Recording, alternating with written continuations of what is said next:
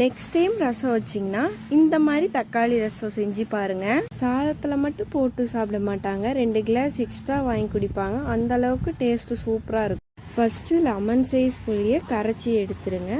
இந்த மாதிரி சக்கையெல்லாம் எடுத்துருங்க. இப்போ பழமாக 2 தக்காளி கட் பண்ணி சேர்த்திக்கோங்க. இப்படி கையால் நல்லா மசிச்சு விடுங்க. தக்காளி இருக்கிற தோலை மட்டும் தனியாக இப்படி கையால் மசிக்கிறனால ரசத்தோட டேஸ்ட்டு சூப்பராக இருக்கும். கூட கொஞ்சமாக உப்பு, மஞ்சத்தூள் நல்லா மிக்ஸ் பண்ணி வச்சுக்கலாம். மிக்சியில் சீரகம், மிளகு, பூண்டு, கருவேப்பிலை, பச்சை மிளகாய் நம்ம டேஸ்ட்டுக்கு ஆட் பண்ணிக்கலாம். இப்போ மிக்சியில் கொரன்னு அரைச்சி எடுத்துக்கலாம். ரசம் தாளிக்கிறதுக்கு எண்ணெய் ஆட் பண்ணிக்கலாம்.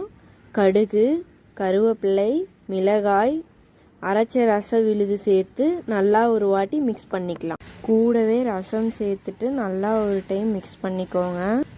ரசம் இது மாதிரி லாஸ்ட்டாக நுரைச்சி வந்ததும் சர்வ் பண்ணி பாருங்கள். டேஸ்ட்டு சும்மா வேறு லெவலில் இருக்கும். கண்டிப்பாக நீங்களும் ட்ரை பண்ணி பார்த்துட்டு எப்படி இருந்ததுன்னு கமெண்ட் பண்ணுங்கள்.